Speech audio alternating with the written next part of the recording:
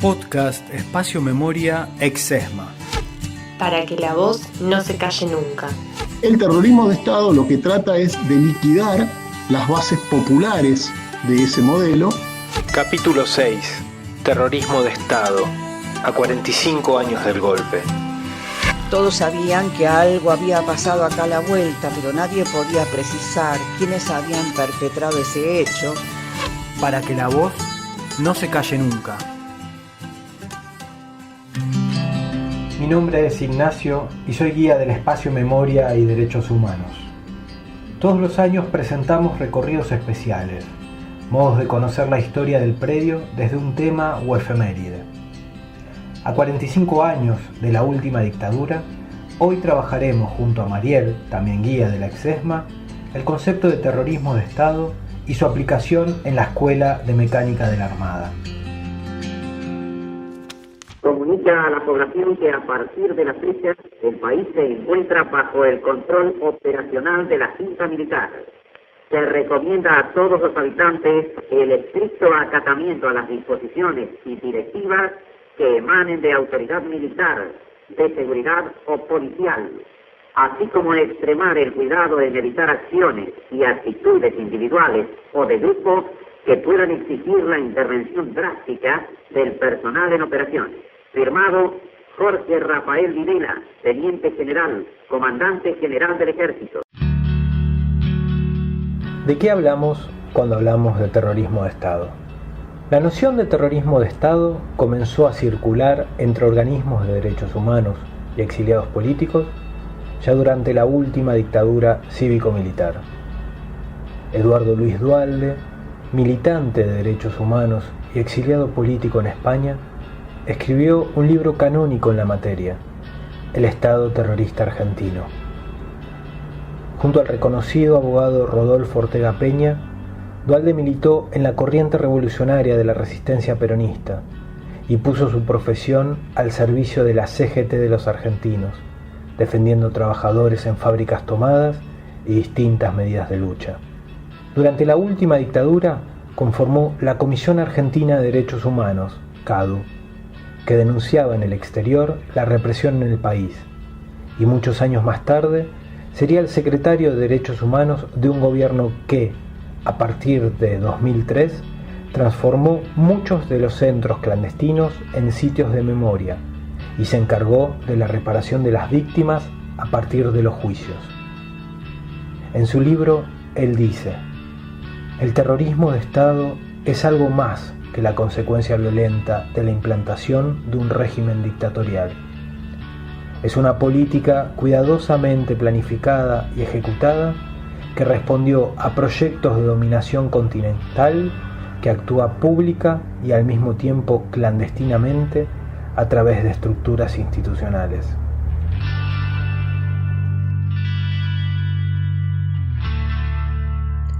La dictadura se valió del terrorismo de Estado para imponer una represión clandestina e impune. Lo que persiguió fue el disciplinamiento de la sociedad para eliminar prácticas políticas y generar un nuevo modelo económico, social y cultural, que priorizaba lo individual por sobre la organización colectiva y condenaba las reivindicaciones de la clase trabajadora. No se trataba solamente de montar centros clandestinos de detención, tortura y exterminio, aniquilar sujetos, cuerpos, ideas y militancias. Se buscaba, además, impedir que todo ello pudiera volver a nacer. Fue una forma de acción estatal cuyas consecuencias perduraron en el tiempo. No se estancaron en su contexto de creación y aplicación, sino que se extendieron, como tapón, frente al avance de reivindicaciones sociales, como temor a lo que podría pasar si alguna vez resurgieran. ¿Qué antecedentes encontramos en nuestra historia? La dictadura, que comenzó el 24 de marzo de 1976, hizo un particular ejercicio de la violencia política, la diseminación del terror en toda la sociedad argentina. La línea de tiempo de nuestro país tiene muchos ejemplos del ejercicio de la violencia política por parte del Estado. Entre ellos, el golpe de 1955 sentó un precedente en el objetivo de desaparecer una identidad política en particular. Así lo relata Pilar Calveiro, sobreviviente del centro clandestino ESMA, en su libro Política y o Violencia. El golpe militar de 1955, instigado y aplaudido por todos los partidos políticos, radicales, conservadores, comunistas y socialistas, con excepción del propio peronismo, recurrió a niveles de violencia sin precedentes y reforzó la aceptabilidad del recurso de la fuerza en la práctica política. El bombardeo de la Plaza de Mayo, repleta de civiles antes del golpe, y los fusilamientos de José León Suárez contra peronistas que intentaban su propio golpe de Estado, marcaron nuevos rangos de la violencia política. La proscripción del peronismo fue algo más que su exclusión electoral. Comprendió un verdadero proceso de desaparición: el secuestro del cadáver de Evita, la prohibición de toda mención al nombre de Perón, la exclusión de la simple palabra peronista que se estableció en octubre del mismo año del golpe. Todo tendía a sugerir que el poder podría desaparecer por decreto aquello que no podía controlar. La última dictadura escaló hacia un sistema continuo de secuestros, torturas y muertes, llevado a cabo sobre todo en dependencias militares y policiales, pero también en escuelas, fábricas, quintas o casas apropiadas por las Fuerzas Armadas, entre otros. Queremos nuestros hijos, que nos digan dónde están, por lo menos. Mi hijo hoy hace 15 meses. ¿Dónde están los bebés? Todos estos campos de exterminio operaron de manera clandestina. Sin embargo, los secuestros fueron parte de lo visible y evidente, y funcionaron como una espectacular ventana hacia el terror. Escuchemos a Cristina Aldini. Cristina es docente, sobreviviente de ESMA y querellante de la megacausa que juzga a los represores responsables de ese centro clandestino.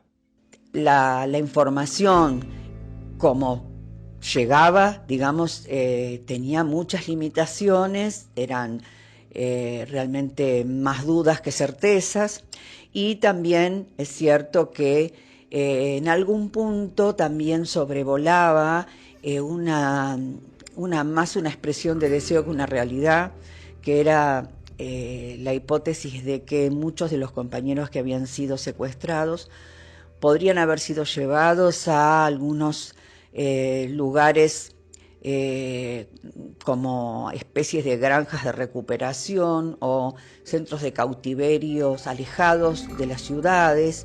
Se hablaba del sur y de que, también entonces eso permitía en algún punto tener la esperanza de que algún día esos compañeros aún muy deteriorados y habiendo padecido, digamos, todos los efectos del campo de concentración, digamos, estuvieran todavía vivos y fuera posible un encuentro con ellos. Esta es la gran invisibilización, ¿no es cierto? Pero por otra parte, otras prácticas relativas a justamente el aparato represivo del Estado, como todos los procesos que culminan en la desaparición, están atravesados por los mismos mecanismos. Los operativos de secuestro y control eran parte de la cotidianeidad de nuestra sociedad en aquellos años. Todos sabían que algo había pasado acá a la vuelta, pero nadie podía precisar quiénes habían perpetrado ese hecho, ni siquiera qué fuerza armada o de seguridad había intervenido, ¿verdad? Se presentaban con identificación falsa los grupos, ¿no es cierto?, que arribaban a un domicilio, por ejemplo, o a cualquier lugar, actuaban violando toda norma, privaban de la libertad a todo tipo de personas, incluyendo niños y niñas, sin orden de detención ni prueba alguna, arrasaban con todo en la mayoría de los casos, no dejaban rastros. Y ninguna institución respondía ante los pedidos de paradero ni los reclamos. El proceso de reorganización nacional transformó radicalmente las estructuras económicas y sociales y afectó gravemente la fuente laboral y el nivel salarial de los trabajadores, así como sus condiciones de vida y de reproducción.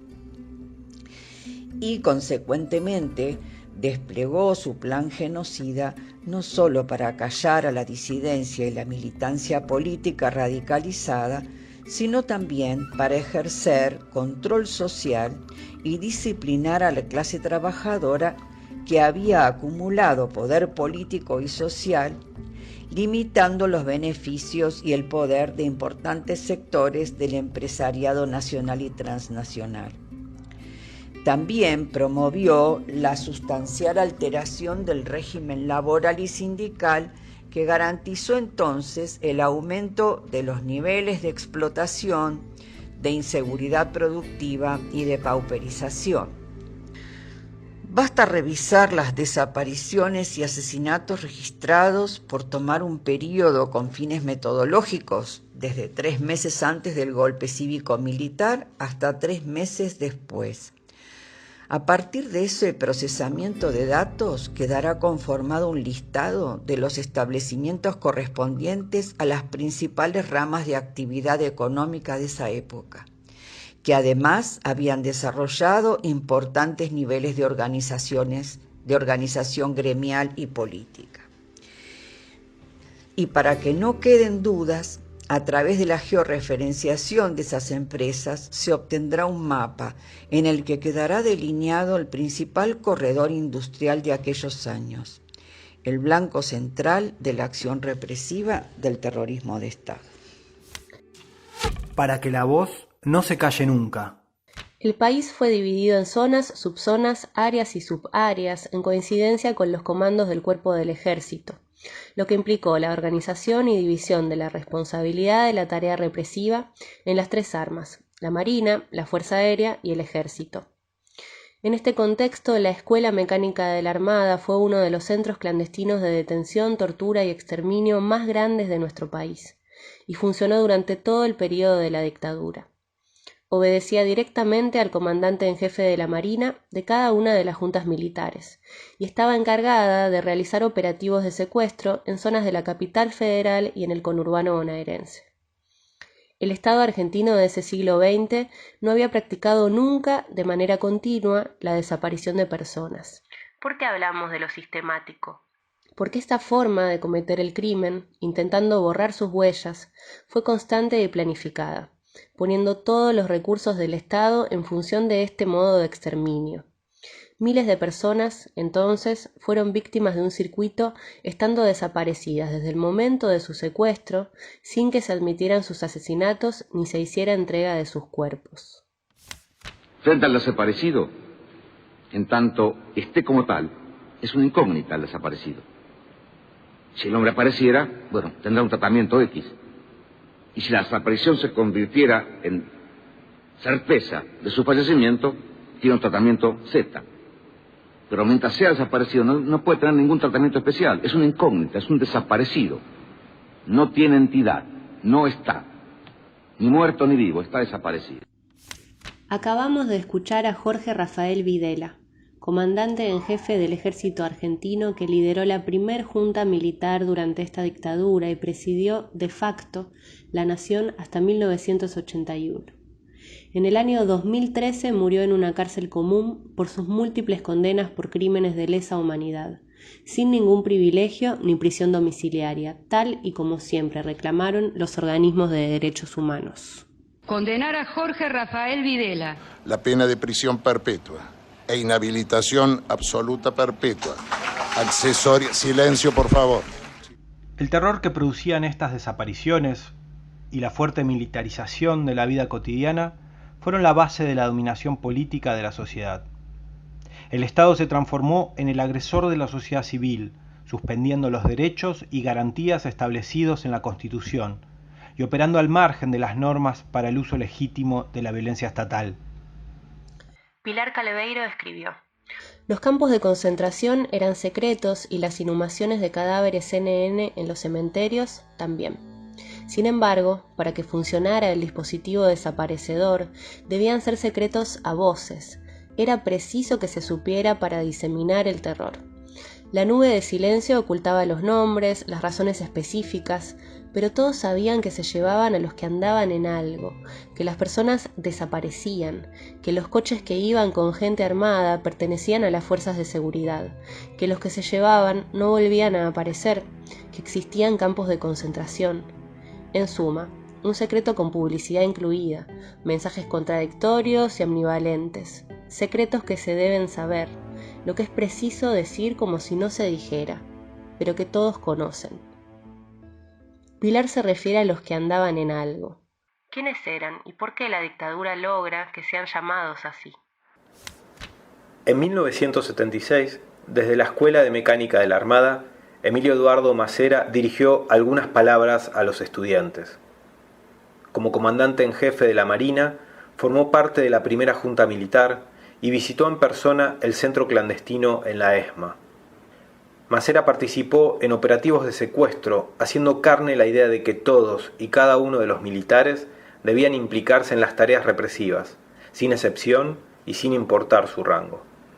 También entregó condecoraciones al personal militar por su rol en lo que llamaba la lucha subversiva, elemento que permitió probar la participación de algunos de ellos en el centro clandestino. Macera murió en el año 2010 y con múltiples condenas por crímenes de lesa humanidad.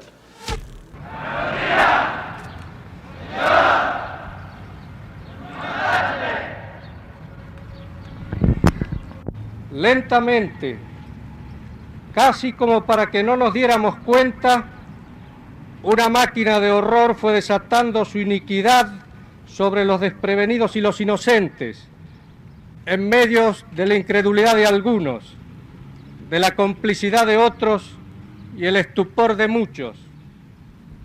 Había comenzado la guerra, una guerra oblicua y diferente, una guerra primitiva en sus procedimientos pero sofisticada en su crueldad, una guerra a la que tuvimos que acostumbrarnos de a poco, porque no era fácil admitir que el país entero se viera forzado a una monstruosa intimidad con la sangre.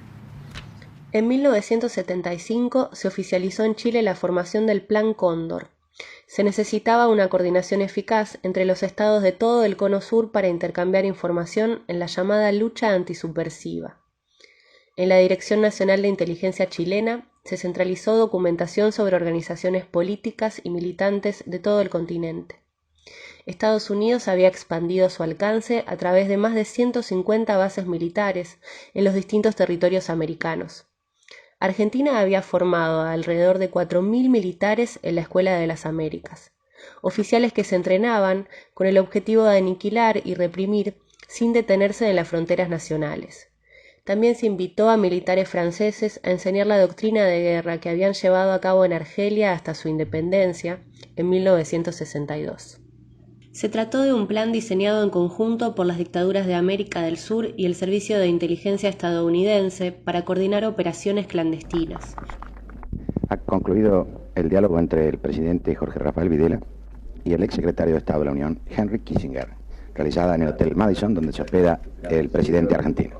Chile, Argentina, Brasil, Paraguay, Uruguay, Bolivia y esporádicamente Perú, Colombia, Venezuela y Ecuador formaban parte de esta coordinación que instauraba detenciones, torturas, traslados entre países y la desaparición seguida de muerte de miles de personas.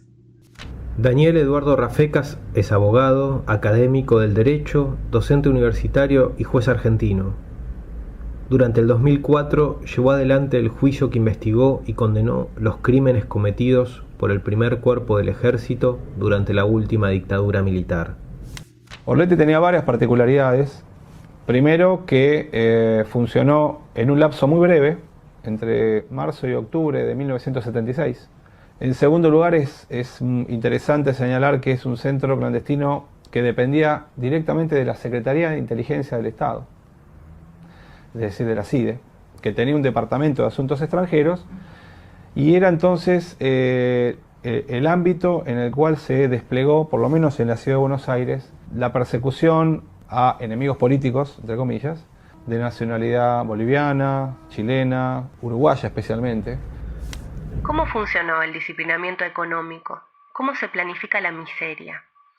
Rodolfo Walsh, en su carta abierta a la Junta Militar, que llegó a difundir antes de ser desaparecido por un grupo de tareas de la Escuela Mecánica de la Armada, escribía que estos hechos que sacuden la conciencia del mundo civilizado no son, sin embargo, los que mayores sufrimientos han traído al pueblo argentino, ni las peores violaciones de los derechos humanos en que ustedes incurren. En la política económica de ese gobierno debe buscarse no solo la explicación de sus crímenes, sino una atrocidad mayor, que castiga a millones de seres humanos con la miseria planificada. Al frente de la cartera económica de esta última dictadura estuvo Alfredo Martínez de Hoz. Escuchémoslo. En la libre iniciativa individual, en la importancia de la empresa privada en el esquema productivo del país y en la eliminación de la excesiva estatización o intervención del Estado y regulación de la economía. Una de las labores principales a que nos hemos dedicado ha sido lo que hemos llamado el redimensionamiento del Estado y sus funciones bajo estos mismos conceptos. Ello ha comprendido 5 grandes cursos de acción. El primero es la reducción del déficit del presupuesto nacional y su financiamiento no inflacionario. El segundo, la reducción y la racionalización del gasto público. El tercero, el programa de privatización de las empresas estatales. El cuarto, el reordenamiento y la reprogramación de la inversión pública.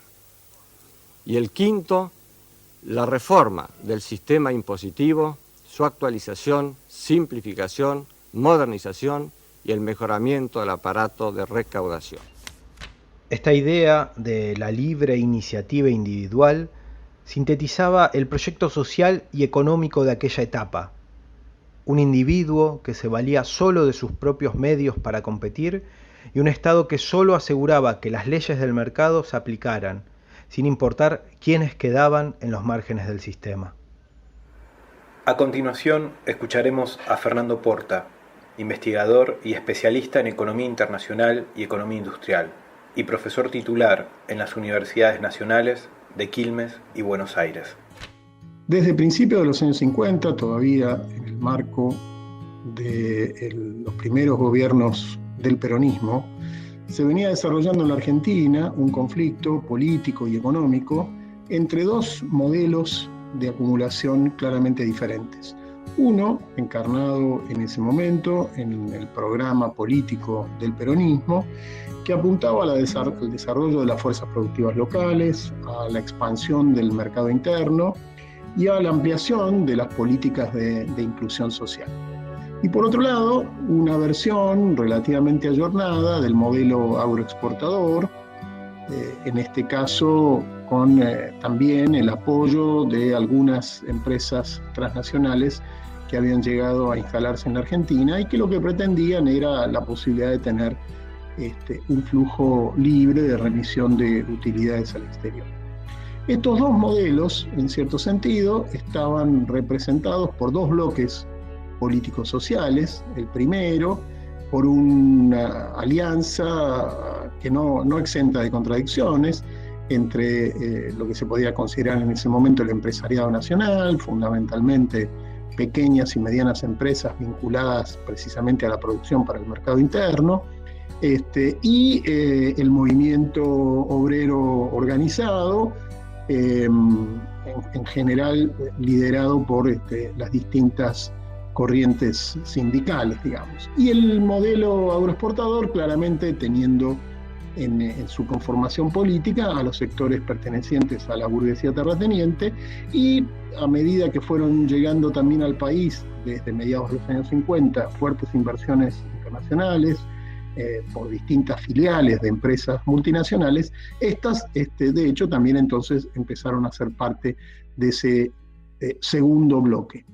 La dictadura militar trata de interrumpir ese proceso y saldar a favor del bloque dominante, del bloque agroexportador y de las empresas transnacionales, y para esto necesita por un lado, reducir la capacidad de maniobra, debilitar la capacidad de maniobra del movimiento obrero organizado, en particular de la acción sindical y de las prácticas políticas asociadas a ellas, y por supuesto también de las expresiones más radicalizadas, digamos, que en cierto sentido empujaban ese modelo hacia una profundización, donde ya no solo se cuestionaba la distribución del ingreso, sino se cuestionaba también la propia estructura social. El terrorismo de Estado lo que trata es de liquidar las bases populares de ese modelo, debilitando la acción sindical y eliminando el accionar de las expresiones políticas más radicalizadas.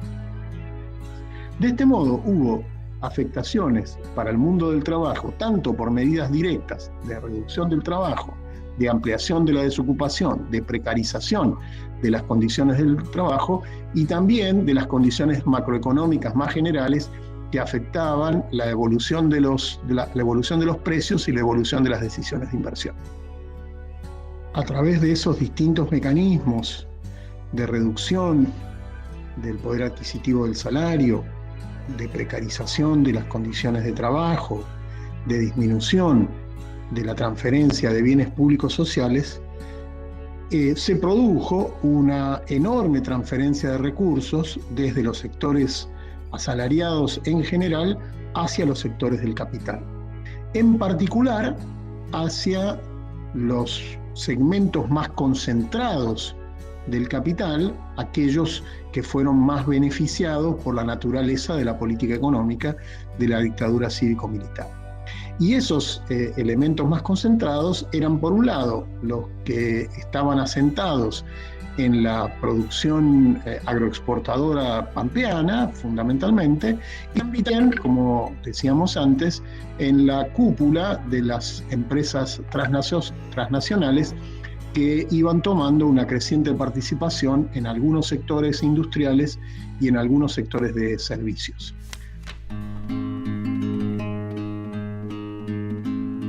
¿Cómo se lograba esto? Por un lado, haciendo a la clase trabajadora la principal destinataria de la represión clandestina y por el otro, desarrollando la actividad financiera por sobre la industrial. Más de 20.000 fábricas o centros productivos cerraron durante la dictadura porque sus directivos ganaban más dinero con la especulación financiera. Esto llevó a la clase trabajadora a convertirse en cuentapropista, a vender su fuerza de trabajo en la construcción o empresas de servicios, desarticulando los grandes gremios que la habían contenido y sus lugares de pertenencia social. Este nuevo modelo tuvo como consecuencia también la multiplicación de la pobreza. ¿Cuál es el rol de la recuperación de los excentros clandestinos para revertir las marcas del terrorismo de Estado en la sociedad? Todas las generaciones unimos de a pedazos un pasado lleno de silencios. El silencio y el olvido fueron prácticas políticas que intentaron negar o reducir la dimensión que tuvieron las desapariciones en nuestra identidad, en nuestra posibilidad de desarrollo político, económico y cultural.